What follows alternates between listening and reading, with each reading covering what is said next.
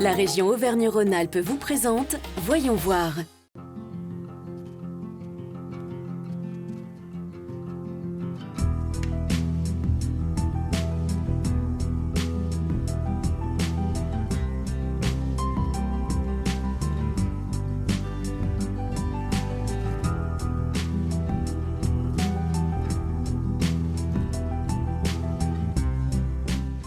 Bonjour et bienvenue dans ce nouveau numéro de Voyons voir qui s'intéresse au patrimoine rural, constitué à la fois de l'habitat, des monuments, des savoir-faire ou encore des produits.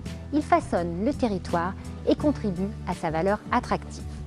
Nous avons voulu vous parler de cet héritage commun qu'il convient de protéger et de transmettre aux générations futures. Ici, dans le Cantal, cela passe par une race de vaches emblématique, les Salers. Rencontre avec Gaëtan Ferrérol, éleveur. Gaëtan, bonjour. Oui, bonjour. Donc, vous êtes éleveur de vaches Salers. Dans un premier temps, qu'est-ce qu'elle a de particulier, cette race? Alors, la race Salers, c'est une race qui est dite rustique, donc qui est ancrée en premier lieu dans un territoire de montagne. Ensuite, c'est une race qui est utilisée aujourd'hui dans différentes productions. Production majoritairement allaitante, donc simplement des mères à veaux qui représentent 95%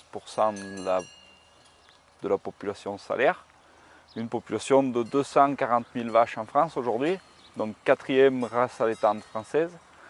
Ensuite, on a 5% de la race qui est utilisée comme moi je l'utilise en production laitière, donc ça c'est la production, on va dire, ancestrale de la salaire.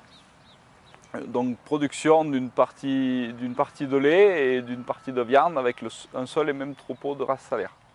Donc concrètement, ça veut dire quoi? Nos vaches sont traites matin et soir, mais elles ont quand même la particularité d'être très maternelles, donc il faut la présence de leurs veaux pour effectuer la traite. Et vous êtes tout seul à vous occuper de toutes ces vaches? Je suis tout seul donc sur la ferme, mais avec quelquefois quelques aides bénévoles quand même qui me donnent un bon coup de main. Donc les journées sont très longues. Pour pouvoir avoir des journées longues comme ça, il faut avoir quand même un plaisir de travailler et voilà, le matin on se lève, on ne va pas au boulot quoi, parce que sinon on va pas résister bien longtemps. Ouais.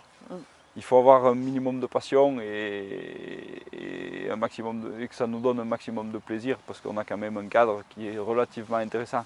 Notre bureau est pas trop désagréable à regarder, quoi. Vous les appelez par leur prénom, vous connaissez chacune de vos vaches, il y a un rapport particulier avec elles?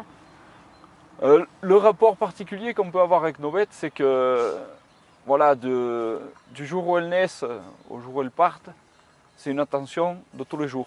Quand un petit veau vient de naître, si c'est le veau de France, quand on va chercher le veau de France, on l'appelle France, et puis voilà, le veau au bout de quelques jours, quelques semaines, voilà, il a compris que c'était le veau de France et que ça allait marcher comme ça, quoi. Et après le lait, où est-ce qu'il va?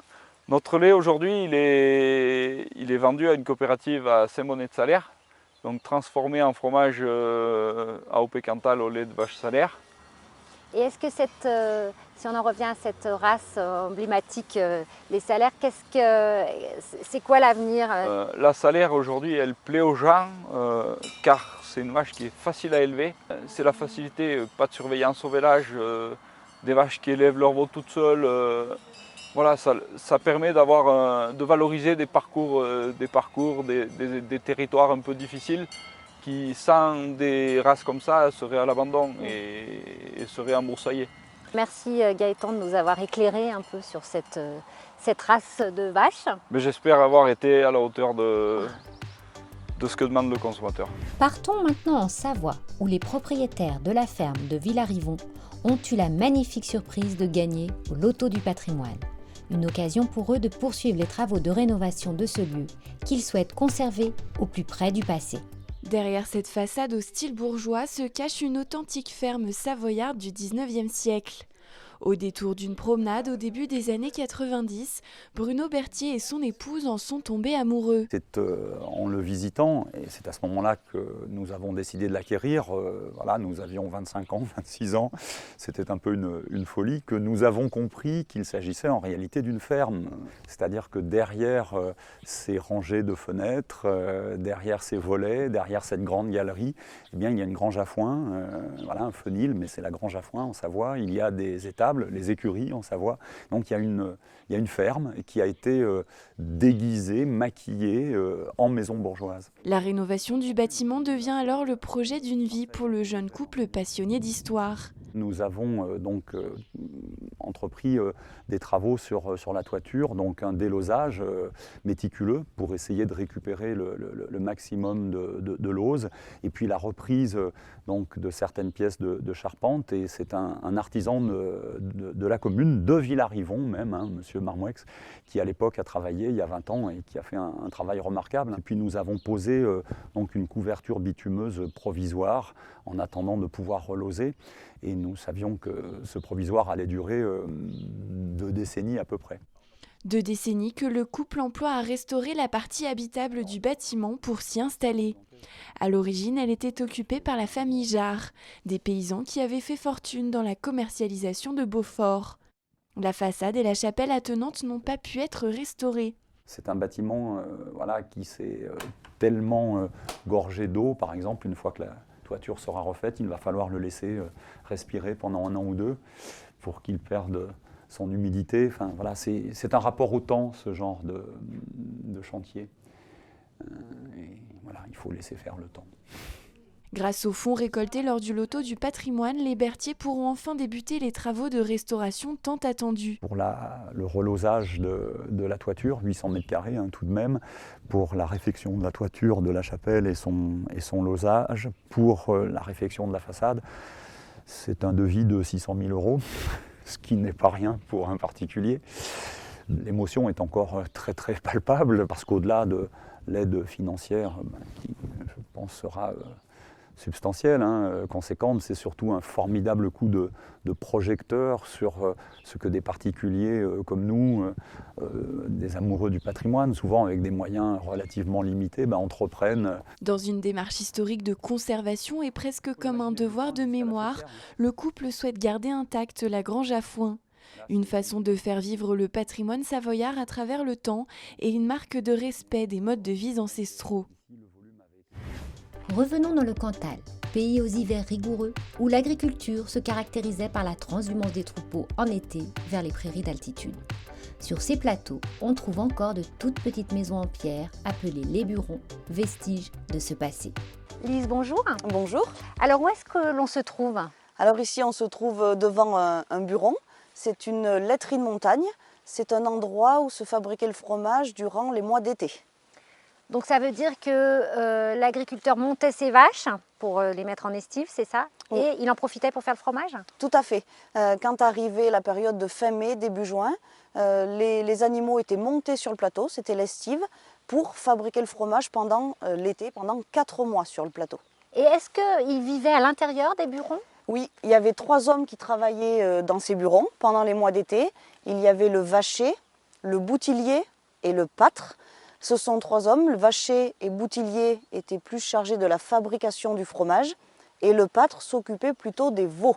Et donc ces burons, ils ont un petit peu disparu à un moment donné? Comment ça s'est passé? Oui, au début du siècle dernier, pour vous donner une idée, on comptait 1200 burons en activité sur les plateaux du Cantal.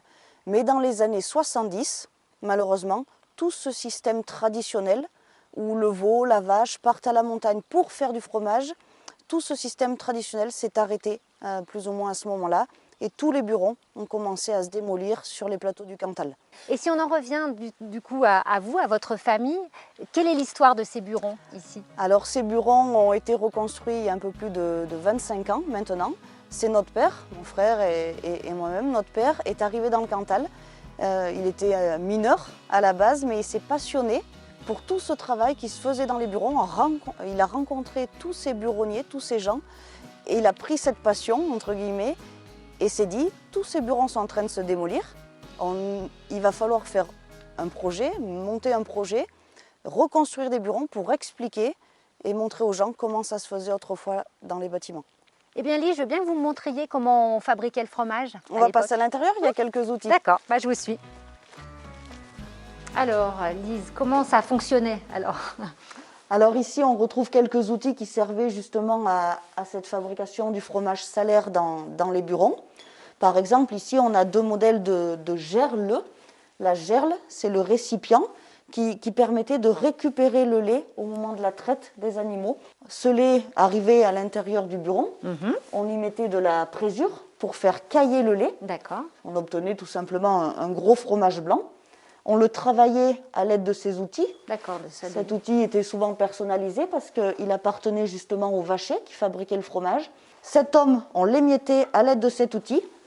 Cet outil, c'est une fraiseuse. Permettait d'émietter la tome. On émiettait la tome pour pouvoir la saler. Il fallait saler la tome pour ensuite la mettre dans le moule pour venir de nouveau la presser à ce moment-là pour fabriquer le fromage. Lise, merci. Merci à vous. Et puis on encourage donc les téléspectateurs à venir visiter vos burons et venir goûter du fromage cet été. Il faut venir dans le Cantal. Le patrimoine rural est désormais considéré à part égale comme le bien et le lieu de tous les hommes.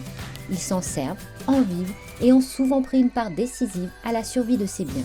En témoigne le foisonnement des associations de sauvegarde ou la multiplication des fêtes locales. Levier non négligeable pour le développement du territoire, le patrimoine rural nous concerne tous. La région Auvergne-Rhône-Alpes vous a présenté Voyons voir.